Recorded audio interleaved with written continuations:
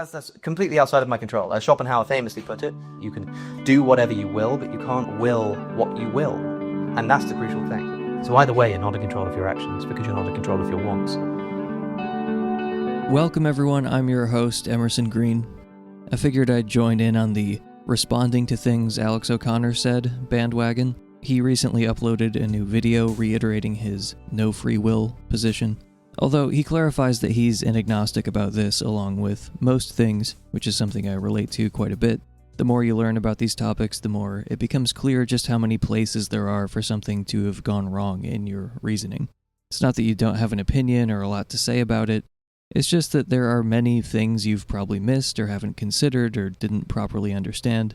As Alex said, it's very easy to be catastrophically wrong. So this wasn't a scripted video or anything, but I still wanted to respond to it because it was the main reason, I think, that convinced me of an incompatibilist free will skepticism way back when. And at least in this video, it's Alex's main argument against free will. Schopenhauer summed up the thought like this, and I'm paraphrasing. You can do what you will, but you can't will what you will. And if your willing is ultimately outside your control, then we don't have free will. I don't believe in free will. Although, as I keep saying to people as of late, I am agnostic about most things. Not because I don't have a view. Like, I'm pretty convinced that free will doesn't make sense as a concept. But just because I think it's so easy to be catastrophically wrong in so many ways that I'm just constantly aware that, like, this I could have missed something crucial at the basis of this thought, right? Free will, at least the kind of free will that I'm talking about, is like agency of your actions, your ability to control what you do. If you rewound the clock, you could have done something else. You could have worn a different shirt today. You could have not come to this talk, something like that. I don't think that exists. That conversation is tied up intimately with the question of determinism. Is everything preordained? But that's not the same question, I think. Like, there could be a universe that is not predetermined, and yet you don't have control over your actions. You know, like a tree does not have control over the way in which it sways. But even in a non-deterministic universe, it wouldn't have control. The interesting question is, like, to what extent are we the authors of our own actions? And for me, there are lots of ways of looking at this, but a good philosophical entry point to this is to consider the behaviors that you do, any kind of action that you ever perform. You either do it because you want to or because you're forced to. Those are the only two options. Anytime you do anything at all, consciously at least. You do it because you want to or because you're forced to. Now, if you come to this talk, it's because you wanted to come to the talk or because you were forced to by some person or something. Now, you might say, okay, well, I didn't really want to come to this talk, but, you know, I thought that, like, it might be good for this reason or that reason, but I didn't really want to. You know, I went to the gym earlier, but I didn't really want to go to the gym. Okay, but we've got to be comprehensive in our analysis here. You didn't want to go to the gym, but you did want to be healthy. You wanted to stay at home and be lazy, but you also wanted to be healthy. Which of those things did you want more? Well, for a fact, we know that what you wanted more was to go to the gym, because that's what you ended up doing. And had the desires been stronger in the other direction, you would have done the other thing. So when you've got a choice in front of you and you're trying to figure out which one you want more, you don't so much decide which one you want more, as you just find out. I mean, like, presumably most of you right now would prefer, if I gave you the option between having a strawberry milkshake and slapping your mother in the face, you would prefer to have a strawberry milkshake. And crudely speaking, I would ask you to try to want the other one. Try to make the other one more desirable. Not the same thing as choosing to do it. Choose to make it more desirable. You can't just do that. You can't control your desires in that way. It's like, okay, well, I could force myself to go and think about my mother in the worst possible terms and, like, try to compel myself to, and yeah, you could sort of control your wants that way. But you'd have to want to do that in order to do that. And you wouldn't be able to control how much you wanted to do that. In other words, you just push the problem back. So, I think you only ever do anything because you want to or because you're forced to. There's a balance of essentially desires. Conscious action it presupposes that there is a way you want the world to be that it is currently not. That's why we act. You know, I pick up a glass of water and drink it because I'm thirsty and I would prefer not to be thirsty. Preference governs actions. But also I'm talking right now, so I don't want to pick up the water. Which of those desires is stronger? My desire to keep talking or the desire to drink the water? Well, you already know the answer to that question without having to scan my brain because it's my behaviors. I don't get to choose that. That's completely outside of my control. As Schopenhauer famously put it, as one of our speakers quoted in the debate last night, you can do whatever you will, but you can't will what you will. And that's the crucial thing. So, is the universe determined or not? I don't know. But that to me is completely irrelevant to the question of whether you have control over your actions. Of course, if the universe is not determined, a lot of people think that's because there's some kind of randomness in physics. Either everything is following a set path from the Big Bang, or maybe at the quantum level, there's some kind of randomness going on. I always like to remind people that randomness is by definition something that you are also not in control of. If something is determined, it means that you can't help but do it. If something is random, which is to say indeterminate, that's the definition of not being in control. So either way, you're not in control of your actions because you're not in control of your wants. So I agree that we can't will what we will, or will what we will to will. I don't think it's metaphysically possible to have that kind of ultimate control. This is the kind of freedom Nietzsche dismissively called free will in the superlative metaphysical sense, which he also characterized as a rape of logic. We can't possibly have that kind of responsibility for our actions, which, as Galen Strawson pointed out, requires us to be fully responsible for the way that we are, since we do what we do because of the way that we are. But I still think we have free will. I don't want to be a total revisionist about our concept of freedom, but I really don't think that whether or not we have free will depends on whether we can impossibly self-create our genes, early environment, all our desires, and so on.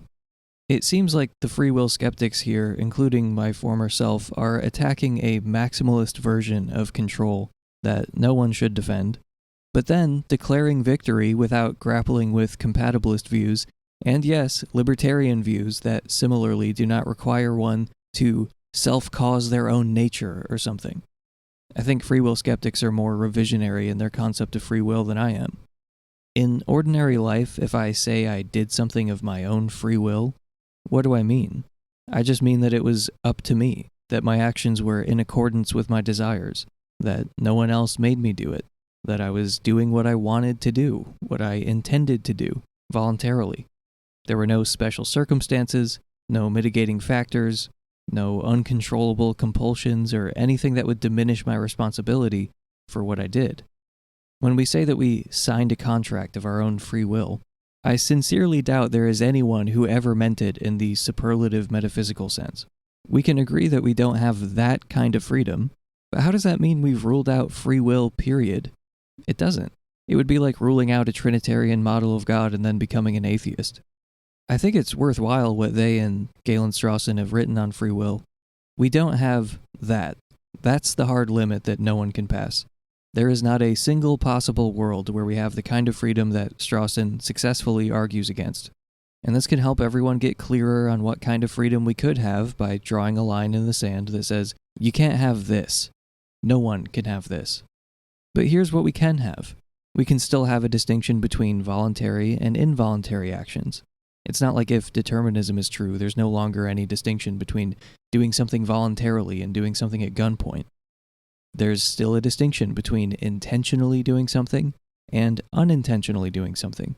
Obviously, determinism doesn't imply that there's no difference between accidentally knocking over a glass and intentionally smashing it on the floor.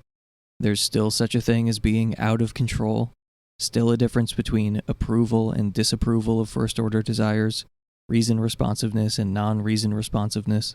We also still have our dispositions to act in a certain way under different conditions. That's all still there, even granting determinism. Alex is right, of course, that determinism versus indeterminism isn't really the issue. Even if there's some irreducible randomness in our universe, that's not enough to make you free.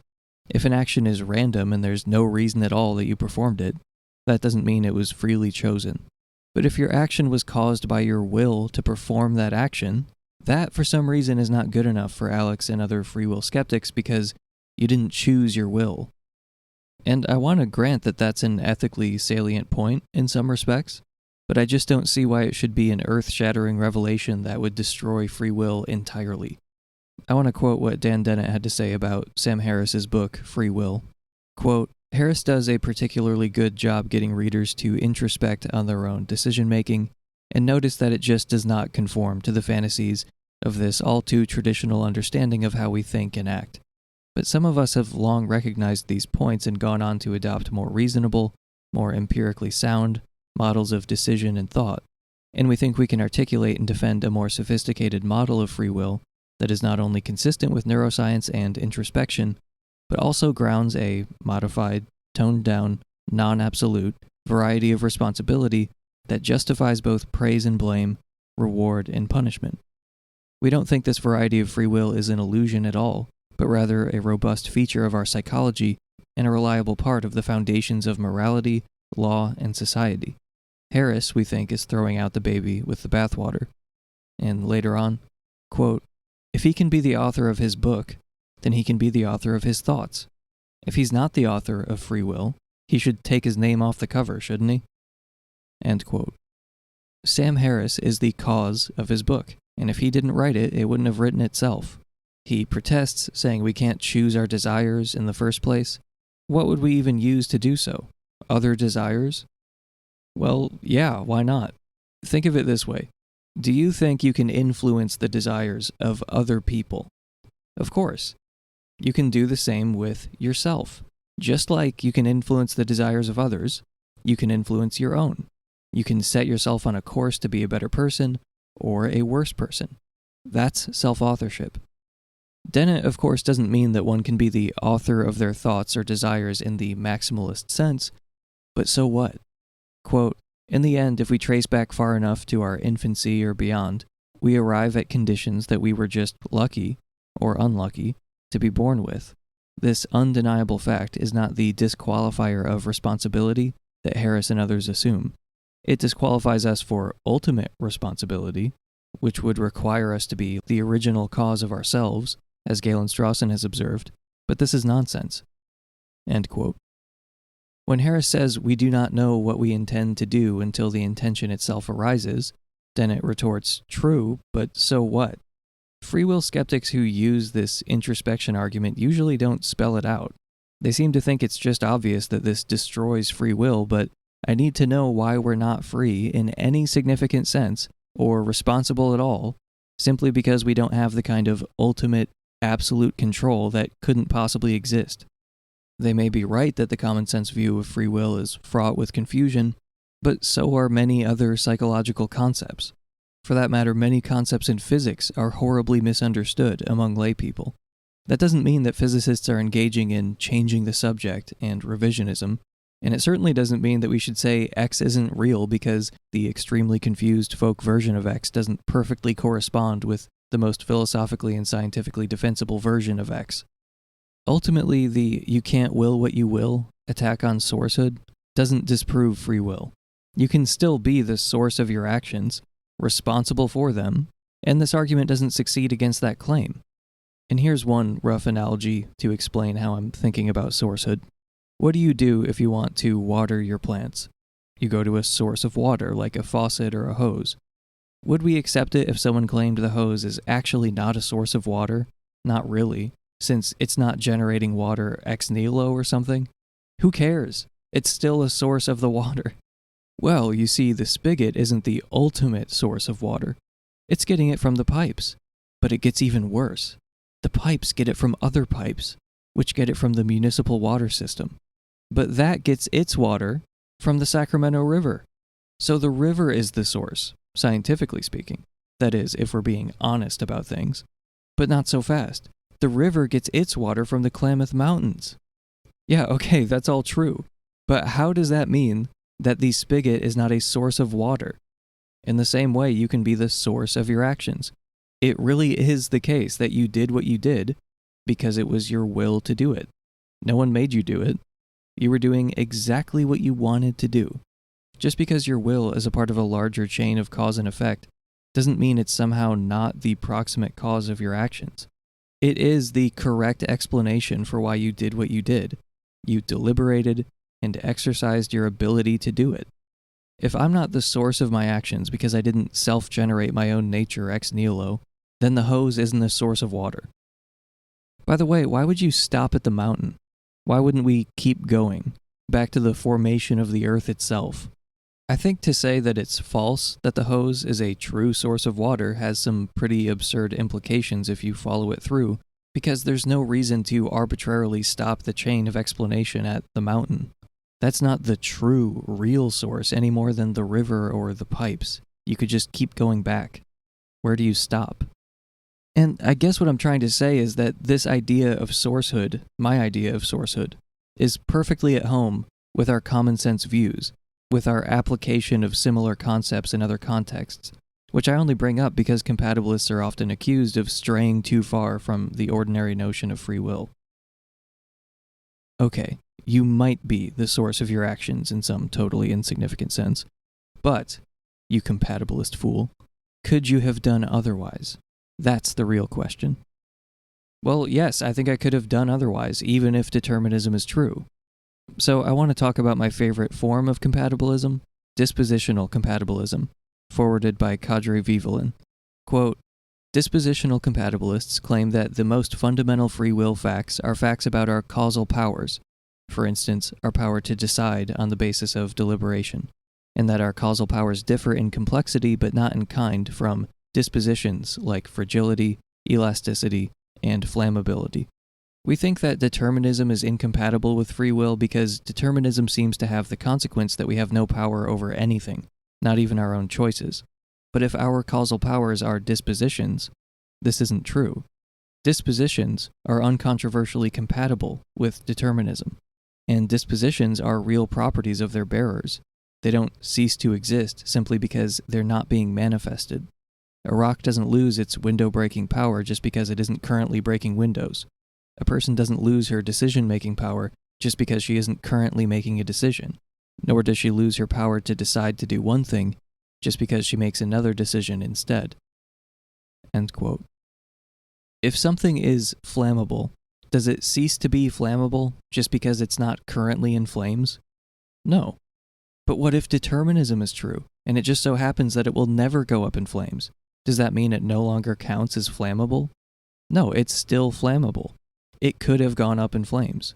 If free will is a matter of our dispositions, then determinism is no threat at all. As Vihvelin says, dispositions, like flammability, don't cease to exist just because they're not currently being manifested. I still have the ability to talk about something else, even if I continue talking about free will. If I say something is fragile, or elastic, or flammable, it remains so even if those dispositions are never manifested. But if you ran the tape back and played it again, this flammable object wouldn't be on fire. It couldn't have done otherwise, even if you played the tape back infinity times. Yeah, so what? Does that mean it no longer has that disposition? In some sense, yes, it couldn't have been otherwise. But in a dispositional sense, it clearly could have. So on the dispositional account of free will, you could have done otherwise. It doesn't matter that if you played the tape back, it would just go the same way every time. You don't lose your dispositional powers just because they didn't manifest under such and such conditions. Quote, the key claim of dispositional compatibilism is that our abilities, including the abilities in virtue of which we have free will, are dispositions with the same kind of causal structure.